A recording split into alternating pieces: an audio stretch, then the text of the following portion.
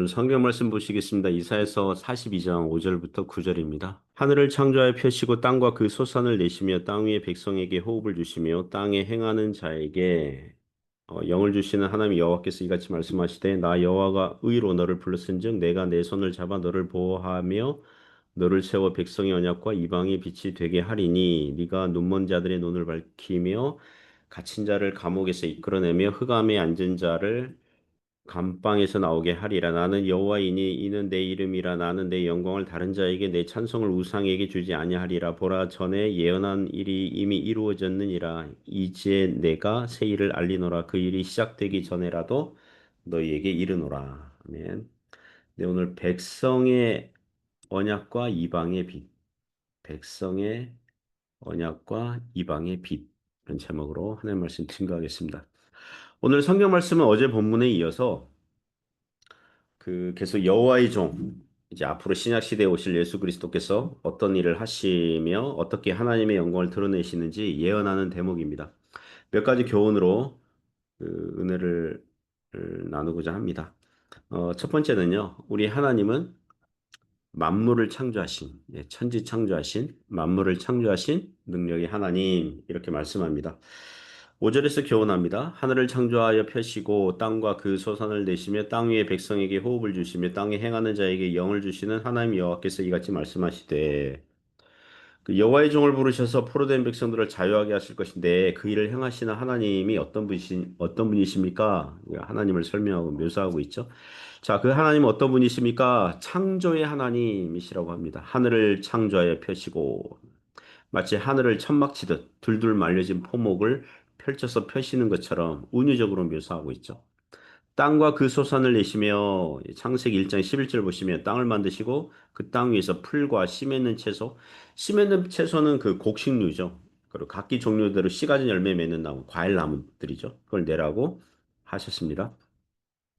그리고 땅의 백성에게 땅에 행하는 자에게 모든 피조물들에게 그리고 이성적인 피조물들 이게 사람들에게 호흡과 영을 주셨다. 여기서 영은 생명이라고 해석하시면 돼요. 호흡과 영, 호흡과 생명을 주셨다. 왜 5절에서 갑자기 하나님 설명을 할 때 창조하시던 사건을 언급하고 예를 듭니까? 하나님께서 하늘과 땅과 모든 피조물들을 만드시고 호흡과 생명을 주시고 지금도 그들이 생존하며 유지하며 살아가도록 역사하신다면 하나님께 무에서 온 우주 만물을 창조하시고 말씀으로 모든 우주 질서와 창조 법칙을 만드셨다면 천지 창조를 쉽고 간단하게 하신 하나님이시라면 앞으로 남유다 백성들이 바벨론에게 망하고 그 나라로 포로되어 끌려갔더라도 앞서 하신 대로 다시 고향으로 돌아오게 하실 일은 하나님에게 역시 그 일도 쉽고 간단하고 얼마든지 가능한 역사라는 것입니다.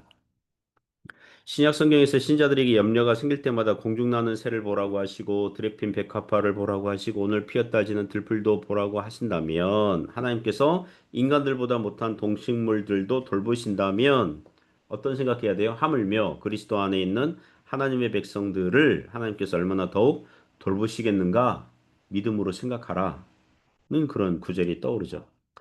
가끔 그 내셔널 지오그래픽 같은 방송을 볼 때가 있거든요. 동물의 왕국 같은 여러 동물들이 사는 자연계 피조물들 이야기가 있거든요. 크고 작은 동물들이 각각의 생존 능력, 방법들 이렇게 볼 때가 있습니다. 최근에 하이에나를 봤거든요. 하이에나. 짐승의 썩은 고기만을 먹는 뭐 썩은 고기가 아니죠. 다른 맹수들이 빼앗은 사냥한 고기를 그걸 빼앗는 이 얌체 같은 또 자기들도 사냥하기도 해요. 좀 못생긴 애들. 예. 좀 못생겼잖아요. 예. 그런 하이에나 편 봤는데요. 하이에나들은 이제 포유류 중에 유일하게 새끼들이 태어나자마자 서로 갈고요. 예. 형제자매를 공격해요. 그래서 하이에나 굴에서 그러니까 그 굴 밖으로 나올 수 있는 비율이요. 그러니까 굴 안에서 죽는 애들이 4분의 1이라는 25%가 이제 형제 자매들끼리 서로 막 쥐어뜯고 뭐 물어뜯고 해가지고 네, 4분의 3이 이제 생존하는 거죠. 그리고 그들은 암컷 여왕 우두머리를 중심으로 집단 생활을 한다고 하더라고요. 이게 집단 사냥하는데 하이에나들은 달리기 속도가 아무리 빨라봐야 20km라고 합니다. 시속 20km. 20km면 좀 느린 거잖아요. 그죠? 빠른 동물들을 따라잡을 수 없거든요. 그런데 하이에나의 심장이 사자보다 두 배가 더 크대요. 사자의 심장보다 두 배가 더 크대요. 그러니까 체력이 좋대요. 그래서 누나 무슨 그런 그 들소 같은 애들 잡으러 갈 때 그 걔들이 빨리 도망가잖아요. 하지만 하이에나들은 20km로 꾸준히 쫓아가서 이 사냥감이 지칠 때에 그 결국 하이에나가 추격에 성공하고 사냥에 성공한다는 거죠. 제가 그걸 보면서 하나님께서 동식물들에게 각각 생존 가능하도록 강점 하나씩은 주셨구나. 신자들은 얼마나 더욱 이 땅에서 생존하게 하십니까? 우리의 구원의 하나님은 창조의 하나님, 능력의 하나님이심을 믿고 의지하는 것이 신자들의 생존 전략인 줄 믿습니다.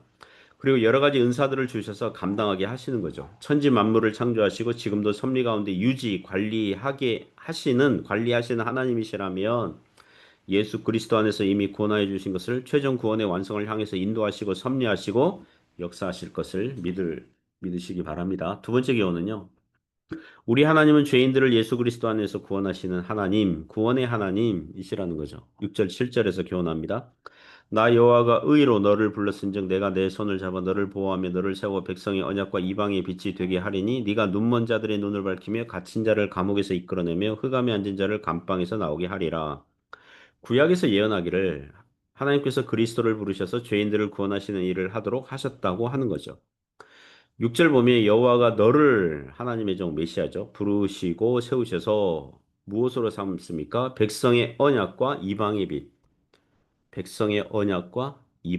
빛이 되게 하리니. 먼저 백성의 언약은 무슨 뜻이냐면요. 하나님께서 아브라함과 그 후손들을 부르셨잖아요. 언약을 맺으셨잖아요. 구약 시대 주로 이스라엘 백성들과 언약을 맺으셨단 말이에요. 신약 시대가 되면 아브라함의 씨이자 다윗의 후손으로 오신 그리스도로 말미암아 이 하나님의 구원의 언약의 범위와 대상이 어디로 확대가 됩니까? 온 세상 모든 열방 이방 사람들에게 넓혀지고 확대가 돼요. 그래서 그리스도를 백성의 언약이자 동시에 이방의 빛이라고 부르는 것입니다.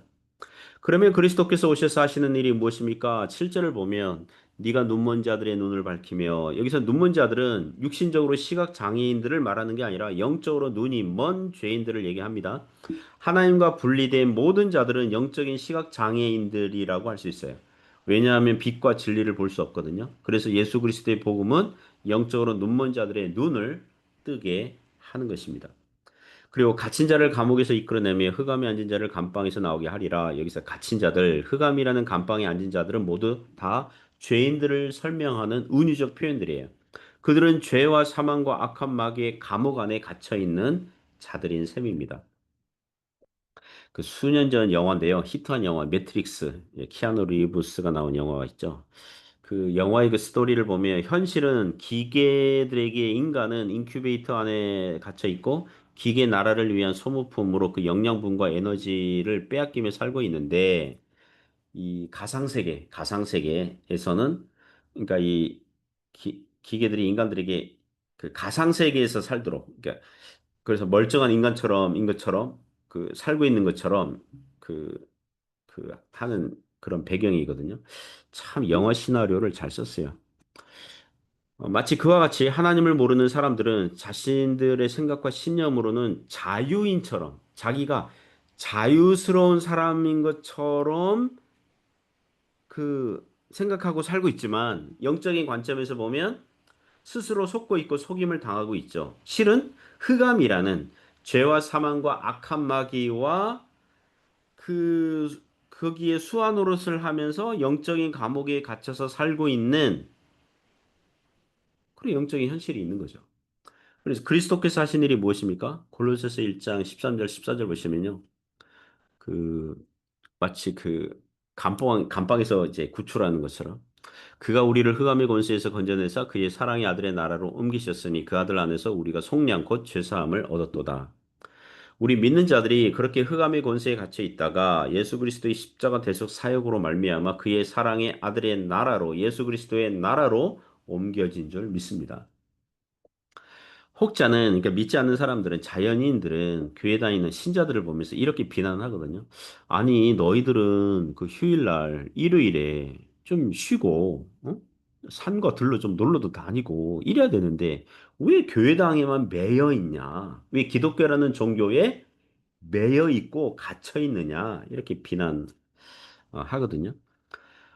기독교 신자들은 흑암의 감방에서 구출되고 자유함을 얻었으니 그 맛을 알잖아요. 구원의 맛 알잖아요. 그 은혜를 알잖아요. 그러니까 예배를 통해서 구원의 은혜를 받았다는 것, 하나님 안에 죄와 사망으로부터 자유하게 되었다는 것을 노래하고 즐거워하고 기뻐하고 은혜를 누리는 거죠. 그게 중요한 가치로 여기는 거거든요. 오늘날에도 지금도 하나님께서는 예수 그리스도 안에서 죄인들을 구원하시고 부르시고 눈을 뜨게 하셔서 빛을 보게 하시고 흑암의 권세에서 구출하시고 그의 사랑의 아들의 나라로 옮기시고 새 생명을 얻게 하시는 줄 믿습니다. 그런 은혜가 있기를 바랍니다. 세 번째 교훈은요. 영광의 하나님이라는 거죠. 구원의 역사로 하나님의 영광이 드러나게 하신다는 거예요. 우리 하나님은 구원의 역사로 하나님께서 영광 받으신 듯. 그 영광이 하나님. 8절 9절에서 교훈합니다. 나는 여호와이니 이는 내 이름이라 나는 내 영광을 다른 자에게 내 찬송을 우상에게 주지 아니하리라. 보라 전에 예언한 일이 이미 이루어졌느니라. 이제 내가 새 일을 알리노라. 그 일이 시작되기 전에라도 너희에게 이르노라. 8절 보시면 나는 여호와이니 여호와 성경에서 여호와 그러면은 출애굽기에 나오죠. 그 모세가 그 하나님 이렇게 만날 때에 나는 스스로 있는 자 아니라 하나님께서 그렇게 말씀하시거든요. 그 뜻이에요. 여호와 나는 스스로 있는 자 아니라. 그러니까 한자로 더 줄이면 자존자, 스스로 존재하시는 하나님.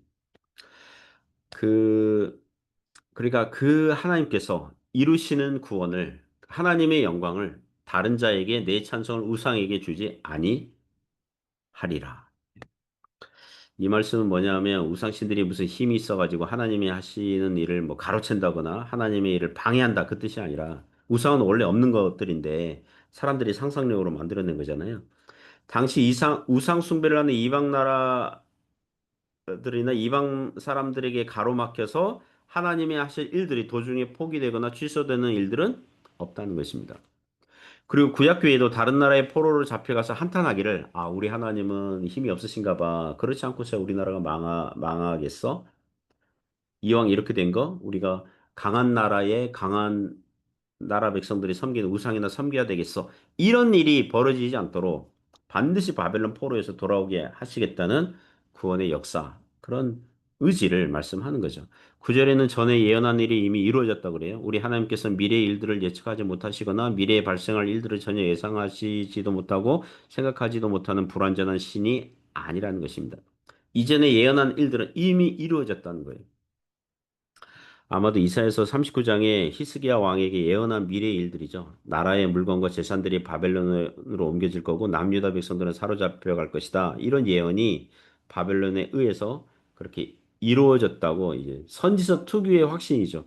미래에 발생할 일인데 이미 과거에 발생한 것처럼 묘사하는 이 예언의 방식. 이걸 얘기하는 것입니다. 남유다 백성들이 바벨론에게 포로되어 끌려갈 것이 예언되었다면 그들이 다시 돌아오는 것도 역시 예언되어 있거든요. 바벨론 포로 70년 기간은 하나님께서 구약교회의 그 범죄와 우상숭배의 죄와 어리석음에 대해서 징계하시고 단련하신 기간인 줄 압니다. 그렇게 구약교회로 하여금 영적으로 가난하게 하셔서 회개하여 돌아오도록 하시는 거예요. 그와 같이 하나님께서 새 일을 알리신다는 것입니다. 이제 내가 새 일을 알리노라. 구절에 그렇게 나오잖아요. 그 책들 중에 미래를 예측하는 그런 책들이 있거든요. 현재에 발생하는 여러 가지 일들을 근거로 진단하여 아마도 미래에는 이렇고 저런 방향으로 전개되지 않겠는가 이런 예측하는 글들과 책들이 있습니다. 요새 그 이란하고 이스라엘이 서로 그 미사일로 서로 그 공격하고 있잖아요. 주고받고 있지 않습니까?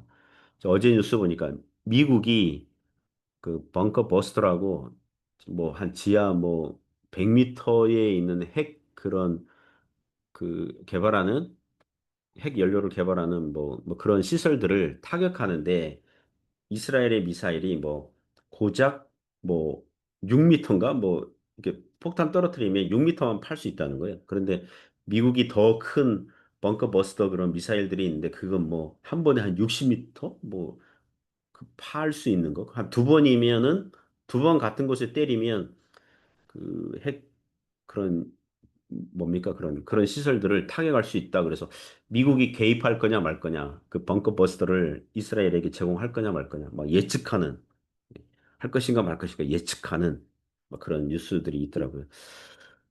어 이런 거죠. 사람들은요, 미래에 그런 일이 일어날 것이라고 아마도, 이렇게 maybe, 아마도 일어날 수 있을 거라고 추정을 하는 거죠. 예. 이랬으니 아마도 할 거야. 아니면 못 할 거야. 그러니까 예측을 정확하게 못 하죠. 이게 인간의 한계죠. 인간은 미래의 일들을요, 정확히 모르니까. 그러나 사람은 안 되지만 우리 하나님은 과거와 현재와 미래의 일들까지 다 아시고 주관하시고 섭리하시니까 선지서에서 얼마든지 예언한 대로 이루시고 역사하시는 거예요. 하나님께서는 오직 하나님께서 구원을 시작하시고 이루시고 완성하시는 분이신 줄 믿습니다. 예수 그리스도의 재림을 예언하고 있잖아요. 신약에서. 그죠? 예수 그리스도께서 다시 오실 것이라고 예언하고 있거든요. 이미 예언된 상태예요. 이제 예수님께서 재림하심으로 말미암아 그 예언한 일이 이루어질 것을 우리는 소망하고 기다리고 있는 거죠. 그래서 하나님의 영광을 다른 자에게 헛된 우상들에게 빼앗기지 아니하시고 하나님의 일들을 이루시는 것입니다. 사랑하는 성도 여러분, 하나님께서 말씀하시고 약속하시고 예언하신 것을 이루시는 줄 믿습니다. 그 하나님을 신뢰하며 믿음으로 걸어갈 수 있기를 바랍니다. 기도하겠습니다. 하나님 아버지, 여전히 하나님을 신뢰하며 의지하며 믿음으로 살아갈 수 있도록 붙잡아 주옵소서. 하나님께서 하시니, 하나님께서 역사하시니, 하나님께서 이루시니 그 하나님 붙들고 살아가는 저희들 되게 하여 주옵소서. 예수님 이름으로 기도드립니다. 아멘.